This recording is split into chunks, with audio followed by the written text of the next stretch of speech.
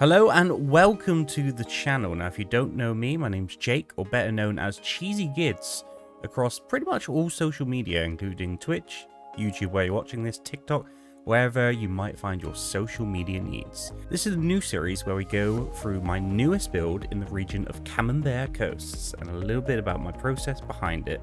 This series will be a long-term build, seeing as CS2 is coming out in the fall of 2023, and I cannot wait to challenge myself as we go through this build.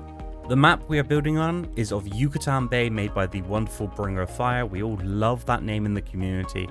I'll make sure to leave a link to the map in the description below. It is a wonderful map, very well designed, and completely vanilla for all of you vanilla players. Now, usually when it comes to designing my cities, I take to Photoshop and design every aspect in my head. I like to have a rough guide of how I'm going to develop the city, and as you can see, this is the long-term goal for what I want the city to look like. Now, the only thing that I did differently is that I don't really look at lore for the regions that I build, so I let ChatGPT say, oh, we had a very extensive back and forth, but that's enough of the backstory. Let's start off. We start off in the northern part of the map near this beautiful exchange. I like to use planning roads to start, as it doesn't cost anything, and the community on Twitch decided that we should play with money and unlocking on. Now, I did have some major issues lining up this, as you can see in the time lapse, but we soon moved past it. I can't remember exactly how, but it turned out pretty well in the end. What I do like to do in cities is making sure that there is some sort of grid. Now, obviously, this is the very early stages of this build. I wanted to make things look unique. This is actually the first time that I'm building with a huge amount of mods on. So this will be a very challenging build as we go forth. Now, here you can see me setting up a little bit of a bus hub, or a bus stop along the main, what will be the commercial strip. I like the idea that ChatGPT said that this whole city was going to be built around transport networks, and I really wanted to get that out from the start, especially seeing as when we see the city grow, the transport already needs to be in place. I don't really like destroying my buildings, especially after spending so long on doing so, but if it needs to, then obviously we press on. Here you can see me designing a little bit more of the road layout. I want to give each area a little bit more uniqueness as it came in to the city.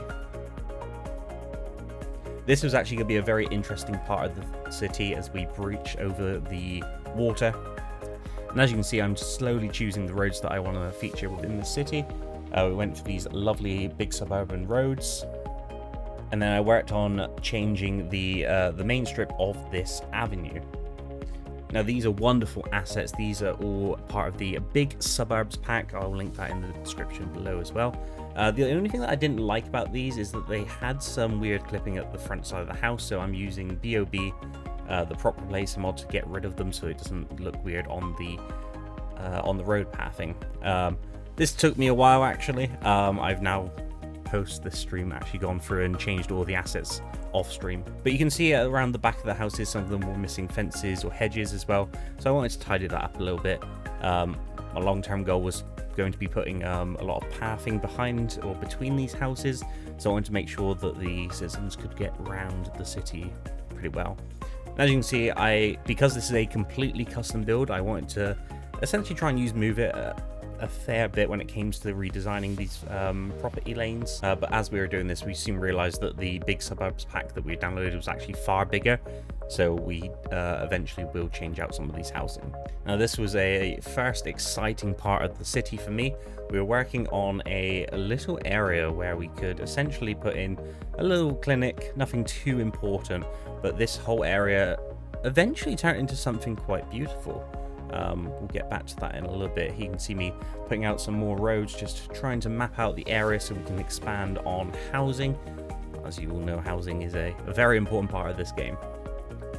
Now, this was a wonderful asset that I downloaded. I can't remember the name off the top of my head, but it's actually a police station, which kind of fitted very well within this area. I did like the idea of it. And now we're going back into the previous era, because obviously we need education. Now, I did like the idea of this building being here, but a school right next to the police station just didn't seem that right in my mind.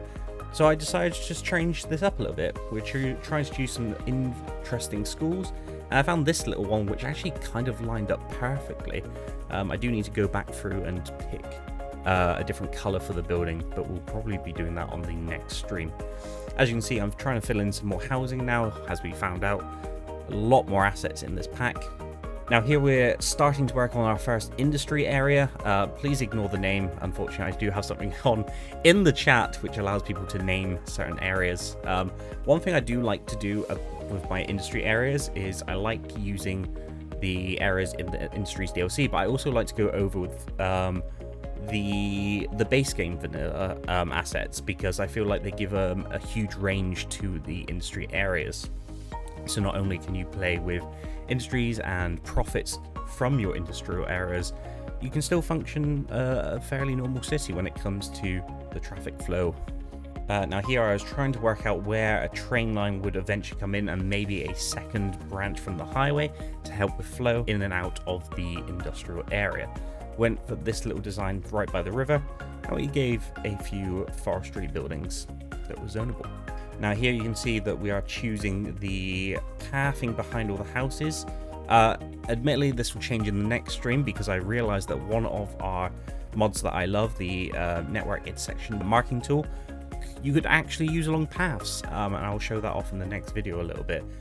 Now we jump back to this beautiful area. We wanted to give a quite nice area, one that was very sport friendly. Despite this being named as a technical college, I wanted to decorate the area, make sure everyone had good use of the outside space, for instance parks, a football field, a little playground for anyone else that needed it. Obviously we're having a little bit of an issue, so we swapped this out for a road, which I believe you see here. There we go. And this area actually turned out to be one of my favorites of this part of the city. As you can see, we're still going through and decorating. We went a little crazy on this, but this is what I wanted to do with the city. Not only did I want to challenge myself when it came to different mods, but also just taking my time on these specific areas, making beautiful builds. Usually I expand my cities far too quickly, and I really wanted to take this time to get to the nitty-gritty. This took a little bit of while trying to figure out what I actually wanted in this area. Did I want it overgrown? Did I want lots of color? And eventually I believe we ended up just throwing in a bit of color, taking out some of this unkept grass and bush, and then just finishing off the area with a few more trees. Now here we move on to the first park of the city using the Park Life DLC. I didn't really know what to do with this area at first, but I decided that we should probably just link up all the path networks. I did realize that the roads didn't quite line up the way that I wanted to in this. So I did end up redesigning the road network a little bit further down, as you can see just here. Trying to keep it flush and keep it even, because symmetry in certain areas drives me crazy. But we just decided to expand off the main road network, get rid of that little corner. In the end, we went with a fairly simple design, I'd say. Definitely not my best work for a park. I might go back and change this next stream. But we were talking with the community quite a lot, see if they had any shapes in mind. I think I went a little bit crazy at this point, trying to figure out something completely unique. But in the end, I think I just stripped it all back, kept it fairly square and symmetrical. As I said, I like that sort of thing. And then we threw in just a few little buildings, went around the edge with a fence. I think all we put in here really was the toilets, the park cafe, and mostly trees. This certainly wasn't going to be the biggest part of the city, but I feel like as we step forward into it and redevelop this area as time goes by, once we've unlocked that high density, I do like throwing quite a mixture of trees in here. Realistically, you're going to see that in pretty much every city. I'm not sure why they do this, but I also like putting in a load of color, so mostly green, but also a little glimpse of orange and a few yellows. I really like that autumnal look when it comes to these cities. It gives the area a lot more vibrancy. So we came back into the area where the police station was built. Now I did kind of want to change this. As you can see, I've already put in the tram tracks in the middle of this road, and I want this to be a base station for essentially a miniature tram hub exchange, or a tram bus hub exchange, sorry. I couldn't really figure out what I wanted to do within this space at first. I was quite struggling with a few of the pre-built bus stations, as they are all using right-hand drive, and me being a Brit, we always use left-hand drive. So I went for a slightly custom build. Now here on the other side of this area, we decided to throw in a little bit of a shopping mall. We first thought it was going to be a bit too loud for the area. It turns out it wasn't. And we used these parking lot roads just to fill in this back end a little bit. Again, this is the first time that I was using these parking lot roads. Usually I use something called big parking, which is a little bit more simpler, but I wanted to, again, test my limits, see how well these worked out. In the end, I think it looked pretty good. And then we jumped back over to this bus station. I really wanted to throw in the bus depot here. I thought it was a nice asset and fitted pretty well in this corner. But then I started playing around with procedural objects, which is the first time I've really used this mod within the game. I struggled a lot with this building, I'm not going to lie. I was trying to work out how everything lined up. Turns out that there's a lot of different points. And if anyone is very good with procedural objects, please comment down below or reach out to me. I'd love to know a little bit more. In the end, I think we just copied this building a couple times over and covered up the roof with some custom network assets to cover up my mistakes. In the end, I think it looked pretty good and worked well. But yes, I will be trying to use this more in the future when it comes to my main train network hub, but we'll get around to that. Here you can see the overall process. So this is about 25% of the way through, which is mainly just the housing and a few little buildings. Jump on forward, you can see the schools really come along on the right hand side of the screen, and all the pathing with the residential is built up a little bit more. And then finally you can see with all the parks and the residential built up, the mall just in the background there, and the effectively new transport hub. And with that, I want to thank you guys for watching my very first Cities time-lapse video. You can find all my social links in the description below. If you want to watch me live, this will be airing on Twitch at 3 PM BST every single week. And until the next time, I'll see you soon. Bye now.